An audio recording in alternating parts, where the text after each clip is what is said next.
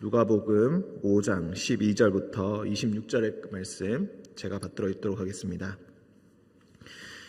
예수께서 한 동네에 계실 때에 온몸에 나병 들린 사람이 있어 예수를 보고 엎드려 구하여 이르되 주여 원하시면 나를 깨끗하게 하실 수 있나이다 하니 예수께서 손을 내밀어 그에게 대시며 이르시되 내가 원하노니 깨끗함을 받으라 하신대 나병이 곧 떠나니라.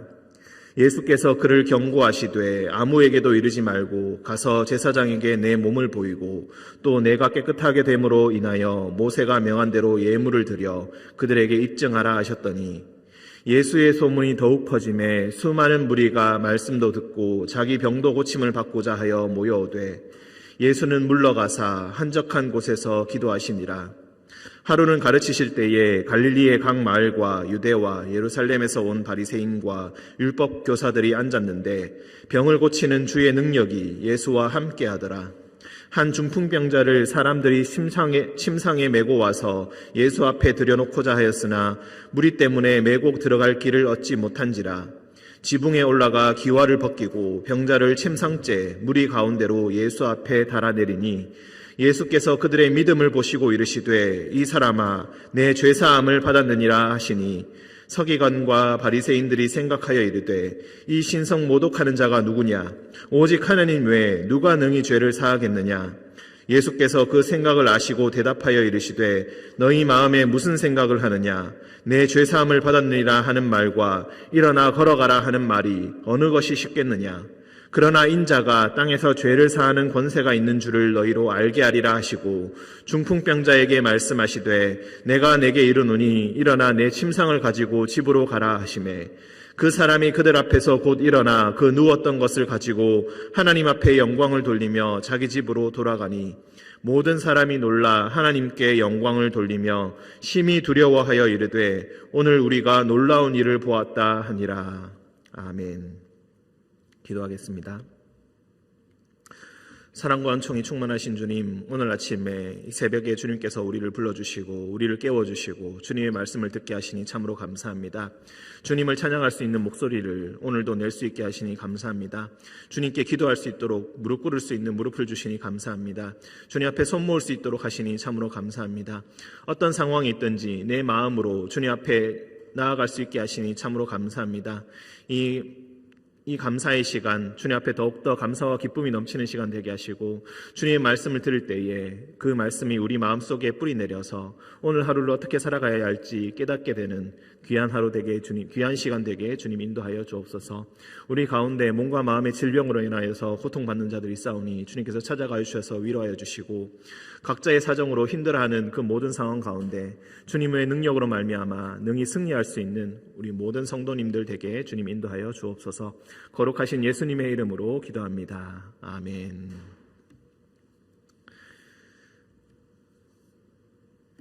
네, 오늘 말씀 12절 보시면은 예수께서 한 동네에 계실 때에 온몸에 나병 들린 사람이 있어 예수를 보고 엎드려 구하여 이르되 주여 원하시면 나를 깨끗하게 하실 수 있나이다. 온몸에 나병 들린 사람이 있다.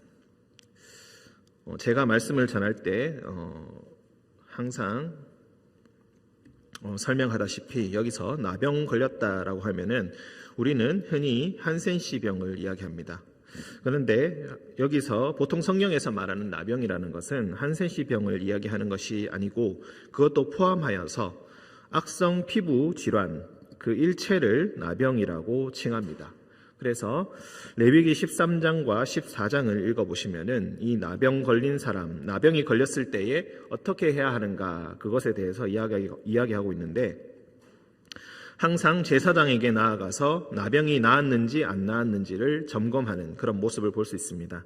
그 옛날에 무슨 약이나 그런 게 있었겠습니까? 아마도 민간요법 같은 게 있었겠지만 제대로 된 약은 없었습니다. 성경에서도 약에 대해서는 언급하지 않고 씻고 난다, 깨끗하게 씻고 난 후에 일주일 후에 제사장을 찾아가서 나음을 받았는지 확인하는 그런 장면들을 볼 수가 있습니다. 그리고 집과 옷에도 나병이 생긴다, 즉 이상한 얼룩이나 아니면은 오염된 그런 흔적을 발견했을 때에 그것을 깨끗하게 씻어보고 만약에 그것이 더 퍼진다, 그렇게 되면은 집도 옷도 전부 다 폐기하는 그런 모습을 볼 수가 있겠습니다.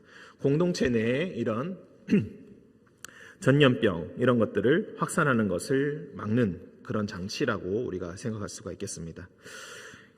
그런 사람이 지금 예수님 앞에 나와 있습니다. 그런데 특이한 것은 온몸에 나병이 들어있다, 이렇게 이야기합니다. 한마디로 여기서 특히 나병이라는 것의 중요한 의미가 무엇이냐면은 제의적인 의미가 있습니다. 즉 하나님 앞에 죄를 범하였을 때 이런 나병이 걸린다, 피부 질환이 생긴다라고 그렇게 믿었기 때문입니다. 예전에 우시야 왕이 제사장을 대신하여서 제사장을 무시하고 자신이 제사장 역할을 하다가 이마에 나병이 생겼다라는 것을, 그런 우리 성경을 읽어보신 적이 있으실 겁니다. 역대하에 나오는 내용인데, 그것과 같이 하나님 앞에 죄를 범하였을 때 나병이 생긴다. 그런데 지금 온몸에 나병이 들린 사람이 온 것입니다. 한마디로 정결하지 못한 사람이었고 사람들과 분리되어야 할 그런 사람인데, 지금 이 사람이 예수님 앞에 나와 있습니다. 예수를 보고 엎드려서 구하여서 이렇게 이야기합니다. 주님께서 원하시면 나를 깨끗하게 하실 수 있습니다. 나병 환자는 절대로 만져서는 안 될 사람인데 예수님께서 손을 내밀어, 13절, 손을 내밀어 그에게 대시며 이르십니다. 이 행동 자체가 놀라운 타격입니다. 나병 환자에게 감히 손을 댄다는 것 자체가 참으로 주변 사람들이 보기에는 충격이 아닐 수가 없는 일입니다. 내가 원하노니 깨끗함을 받으라 하신데 나병이 곧 떠났다. 우리가 나병을 두려워하는 이유가 무엇입니까? 코로나처럼 우리가 코로나를 두려워하는 이유가 무엇입니까? 그것이 전염되면은 사람들을 병들게 하기 때문입니다. 악한 것, 병이 악하다라고 칭할 때에 악한 것이 번져나가기 때문입니다. 그래서 우리를 깨끗하게 함으로 말미암아서 병이 퍼지는 것을 막는 것입니다. 그런데 예수님께서는 선으로 악을 이기신다. 즉 자기의 손을 내밀어 그에게 대셨을 때 악이 떠나가는 그런 장면을 보게 됩니다. 악을 예방하거나 확산을 방지하는 것이 아니라 오히려 병을 정복하는 것입니다. 병을 정복하여서 나병이 곧 떠나가게 되고 그 사람은 깨끗하게 됨을 받게 되는 것입니다. 14절, 예수께서 그를 경고하시되 아무에게도 이르지 말고 가서 제사장에게 내 몸을 보이고 또 내가 깨끗하게 됨으로 인하여 모세가 명한 대로 예물을 드려 그들에게 입증하라 하셨더니, 자, 레위기 13장 14장에 나병에 관한 규례가 나온다고 말씀드렸습니다. 그 13장 14장에 보면은 항상 제사장에게 확인을 받는다라는 것도 우리가 보았습니다. 그리고 확인을 받게 되었을 때에 예물을 가지고 나아가서 확인 절차를 밟고 난 이후에 또 제사를, 속죄제를 드려야 합니다. 그런 모든 과정과 절차를 다 하여라. 그 제사장들에게 입증하여라. 너 오늘 깨끗해졌으니까, 나의 권능으로 말미암아 깨끗해졌으니까 그냥 너희 집에 돌아가서 앞으로 잘 살아라, 그런 것이 아니라 제사장에게 가서 굳이 그것을 입증하라고 이야기합니다. 제사장에게 입증을 해야지만 그 사람은 다시 정상적인 생활로 복귀하여서 정상적인 사회생활을 가능하게 되기 때문에 이런 명령을 하고 계십니다. 사회적인 제도, 그 당시에 하나님께서 결정해 놓으신 그런 율법을 절대로 예수님께서는 무시하지 아니하시고 그 제도대로 다 따라서 행하라라고 이야기하고, 입증하여서 다시 너의 정상적인 생활로 돌아가라라고 명령하고 계십니다. 이 때문에 예수의 소문이 더욱더 퍼지게 됩니다. 나병을 고치셨다, 손을 대어서 나병을 고치셨다라는 그 소문이 퍼지니까 수많은 사람들이 몰려와서 말씀을 듣고 자기 병도 고침을 받고자 하여 몰려옵니다. 하지만 예수님의 행동은 어떻습니까? 그 사람들에게 나아가서 그 사람들을 만나고 손을 대어서 모두 다 고쳐주었다라는 것보다는 예수님께서는 수많은 사람들이 몰려오니까 뒤로 물러가서 한적한 곳에서 기도하셨다. 보통은 이 한적한 곳이라고 번역되는 것이 광야라는 뜻으로도 많이 쓰입니다. 그래서 사람들이 없는 곳을 이야기하는데, 주변에 사람들이 없고 오직 철저히 고독 속에 잠길 수 있는 그런 곳으로 예수님께서는 물러가셨다. 그리고 거기서 기도하셨다. 사람들을 치유해주고 사람들에게 인기를 얻고 명성을 얻고 사람들에게 웃는 모습을 보고 이런 것들도 참으로 중요한 것이지만 제일 중요한 것은 기도하는 것입니다. 기도하는 것은 어떤 것입니까? 하나님과 대화하는 것입니다. 성부 아버지와 대화하는 것입니다. 성부 아버지와 대화한다는 것은 어떤 것입니까? 그 관계가 명확하게 회복이 되어 있는 것이고 그 관계가 아주 철저한 것을 의미합니다. 예수님께서 물러가서 한적한 곳에서 기도하셨다는 것은 단순히 사람을 피해서 숨었다라는 의미가 아니라 가장 중요한 것이 무엇인지 자신의 행동으로 보여주신 것을 이야기합니다. 한적한 곳에서 항상 기도하는 것이 가장 중요하셨다라는 것을 우리가 알 수가 있겠습니다. 이 16절을 기억하시고 이 뒤에 있는 또 기사를 계속해서 읽어보겠습니다. 17절에 보시면은 17절부터 26절까지는 중풍병자를 치유해 주시는 이야기가 나옵니다. 또 하루는 가르치실 때에 갈릴리의 각 마을과 유대와 예루살렘에서 온 바리새인과 율법 교사들이 앉아 있었다. 이제 예수님의 명성이 점점 커져 나가서 온 갈릴리뿐만이 아니라 유대와 예루살렘 한참 남쪽입니다. 거기서부터 사람들이 올라옵니다. 바리새인들과 율법 교사들이 올라와서 앉아서 예수님의 가르침을 지금 듣고 있는 것입니다. 15절에 수많은 무리가 몰려왔다라는 이 말씀에 아주 연속적으로 우리가 읽어볼 수가 있겠습니다. 병을 고치는 주의 능력이 예수와 함께 하였다. 한 중풍병자를 사람들이 침상에 메고 와서 예수 앞에 들여놓고자 하였으나 무리 때문에 메고 들어갈 길을 얻지 못한지라. 하도 수많은 사람들이 있어서 이 중풍병자를 데리고 들어가고 싶은데 그 친구들이 이 중풍병자를 도저히 데리고 들어갈 수가 없습니다. 너무 사람이 많아서 데리고 들어갈 수가 없으니까 지붕 위로 올라가가지고 기와를 벗기고 침상째로 그 병자를 예수님 앞에 달아 내립니다. 예수님 앞에 나아가기 위해서 아주 파격적인 행동을 한 것입니다. 갑자기 기와가 벗겨지고 머리 위에 있는 기와가 벗겨지고 침상이 내려온다라고 생각해 보십시오. 참 놀랄 일이 아닐 수가 없겠습니다. 그런데 예수님께서는 그 행동 가운데 그들의 믿음을 보십니다. 그 행동을 불쾌해하지 않으시고 오히려 그들의 믿음을 보시고 이 사람아 내 죄사함을 받았느니라 하시니.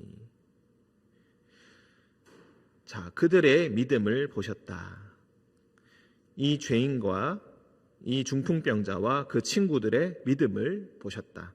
어떻게 보면은 그 친구들의 믿음을 보셨다라는 의미로도 우리가 생각해 볼 수가 있겠습니다. 친구들의 믿음을 보시고 중풍병자에게 말씀하십니다. 이 사람아라고 했을 때 단수 표현이기 때문에 이렇게 말씀드립니다. 이 사람아 내 죄사함을 받았느니라. 중풍병자야 너의 죄사함을 받았다. 참으로 어떻게 보면 참 생뚱맞은 말이라고 할 수가 있겠습니다. 분명히 중풍병자에 걸린 중풍병자의 모습을 보았는데 예수님께서는 친구들의 믿음을 보시고 죄사함을 받았다라고 선언을 하십니다. 그러니까 서기관과 바리새인들은 반사적으로 이렇게 생각합니다. 이 신성 모독하는 자가 누구냐? 오직 하나님 외에 누가 능히 죄를 사하겠느냐? 도대체 무슨 말을 하는 것인가? 하나님 외에는 하실 수 없는 말씀을 지금 이 사람이 하고 있구나. 그러니까 예수님께서 그 생각을 아시고 이렇게 말씀하십니다. 너희 마음에 무슨 생각을 하느냐? 자, 23절은 조금 더 쉽게 풀이해서 어떻게 말하는 것이 더 쉽겠는가? 첫 번째, 내 죄사함을 받았느니라 하는 말. 두 번째는 일어나 걸어가라 하는 말. 어느 것이 더 쉽겠느냐? 어떤 말을 하는 것이 더 쉽겠느냐? 어떤 것이 더 쉽겠습니까? 일어나 걸어가라라고 하는 말이 더 쉬울 것입니다. 내 죄사함을 받았다라는 말은 정말로 아무나 할 수 없는, 오직 하나님께서 죄사함의 용서를 허락하셨을 때에만 가능한 것입니다. 24절 그러나 땅 인자가 땅에서 죄를 사하는 권세가 있는 줄을 너희로 알게 하리라. 내가 이 사람아 내 죄사함을 받았느니라 한 그 말을 한 그 이유가 무엇인가? 그 이유는 땅에서 죄를 사하는 권세가 있는 줄을 너희로 알게 하려고 이 말을 하였다. 그리고 난 다음에 더 쉬운 말을 중풍병자에게 하십니다. 내가 내게 이르노니 일어나 내 침상을 가지고 집으로 가라. 그러니 그 사람이 그들 앞에서 곧 일어나 그 누웠던 것을 가지고 달아내린 그 침상을 들고 일어나서 하나님께 영광을 돌리며 자기 집으로 돌아갔다. 하나님께 영광을 돌렸다는 것은 하나님께 찬송을 올렸다라는 것입니다. 찬송을 부르면서 모든 사람들이 보는 가운데 걸어 나갔다. 26절 모든 사람이 놀라 하나님께 영광을 돌리며 심히 두려워하여 이르되 오늘 우리가 놀라운 일을 보았다 하니라. 아멘. 오늘 우리가 놀라운 일을 보았다. 죄사함의 현장을 우리가 보았다. 자, 이 말씀을 우리가 어떻게 더 쉽게 이해할 수가 있겠습니까? 16절을 보시면은 조금 전에 강조했던 바와 같이 한적한 곳에서 기도하셨다. 한적한 곳에서 기도하셨다는 것은 하나님과의 관계를 세상의 무엇보다 가장 우선시 여겼다는 것을 의미합니다. 사람들의 병을 고쳐주고 사람들의 고통을 덜어주는 것도 중요한 것이지만 한적한 곳에서 하나님과의 관계를 잘 유지하는 것이 가장 중요한 일이다라고 말씀을 드렸습니다. 그것이 바로 죄가 없는 사람들이 할 수 있는 가장 중요한 행동이라고 볼 수가 있겠습니다. 그냥 병을 고치는 주님의 능력이 분명히 예수님과 지금 함께 있는데 중풍병자에게 그냥 일어나서 걸어가라 했으면은 아무 논란도 없었을 것이고 너무나 쉽게 사람들의 찬사를 얻었을 것입니다. 그런데 예수님께서는 그렇게 쉬운 길을 선택하지 아니하시고 먼저 가장 중요한 것이 무엇인지 이야기를 하십니다. 내 죄사함을 받았다. 죄사함을 받는 것이 하나님 앞에 죄사함을 받는 것이 가장 중요한 것입니다. 그저 병만 낫는 것이 중요한 것이 아니라 하나님과의 관계가 올바로 하나님 앞에 올바로 서 있는가가 가장 중요하다는 것입니다. 그렇지 않으면은 지금 당장 병이 나았다 한다 하더라도 그 사람에게는 별다른 소망이 없다는 것입니다. 지금 당장은 죽음을 면하고 지금 당장은 병에서 고침을 받고 그 고통에서 나음을 얻겠지만 그것이 가장 중요한 것이 아니라 가장 중요한 것은 하나님께 영광을 돌리며 하나님 앞에 올바로 살아가는 것이 가장 중요하다는 것입니다. 병만 고침을 받으면 무엇 하겠습니까? 다음에 또 병이 걸릴 수가 있겠습니다. 그렇게 되면 또 무엇이 중요한지 알지 못합니다. 아무리 사람이 병에서 고침을 받는다, 나음을 받는다 할지라도 사람은 언젠가는 죽게 되어 있습니다. 지금 당장 병 고침을 받는 것이 세상에서 가장 중요한 일처럼 느껴지지만 그것이 가장 중요한 것이 아닙니다. 가장 중요한 것은 한적한 곳에서 하나님께 기도하며 사람들 앞에서 하나님께 영광을 돌리며 찬송 부르는 삶을 지금 살아가고 있는가가 가장 중요하다는 것입니다. 병고침을 나병 환자가 병고침을 받고 난 이후에 제사장에게 자신의 병나음을 증거하는 이유가 무엇입니까? 다시 제대로 된 사회생활을 하게 되고 그 삶 가운데 올바로 살아가라는 것을 예수님께서 지금 명령하고 계신 것입니다. 중풍병자에게 굳이 그냥 일어나 걸어가라라고 그렇게만 말씀하신 것이 아니라 너의 죄사함을 받았다라고 선언하신 것이 무엇입니까? 가장 그 병의 뿌리, 가장 인간의 가장 깊은 곳에 있는 그 죄의 뿌리를 지금 예수님께서 뿌리 뽑아주셨고 너는 이제부터 하나님의 자녀로서 하나님께 찬송 부르는 삶을 살아가라고 그렇게 말씀하고 계신 것입니다. 지금 우리는 코로나 앞에 힘든 시절을 보내고 있습니다. 그리고 또 어떤 분들은 각종 질병으로 인해서 수많은 고통 당하고 계십니다. 그 병이 예수님의 고치심으로 말미암아 깨끗하게 나으심을 받으셨으면 정말로 좋겠습니다. 하지만 그 병고침보다 더 중요한 것이 있습니다. 하나님 앞에서 자신을 돌아보고 하나님 앞에 내가 진정으로 올바로 서 있는가, 내가 정말로 예수님의 말씀을 올바로 듣고 있었는가, 내가 정말로 한적한 곳에서 기도하는 것을 즐겼는가, 그것이 가장 중요하다고 내가 생각을 하고 있었는가, 내가 병고침을 받고 난 다음에 다시 세상으로 돌아가서 가장 중요한 것, 안목의 정욕과 세상의 유혹에 넘어가서 그것을 가장 내 삶의 1순위로 다시 그렇게 살기 위해서 내가 지금 병고침을 간구하고 있는 것은 아닌가, 그것을 돌아봐야 할 것입니다. 병고침을 받았을 때 너희가 무엇이 중요한 것인가를 다시 한번 생각해 보라고 예수님께서는 지금 우리에게 말씀하고 계십니다.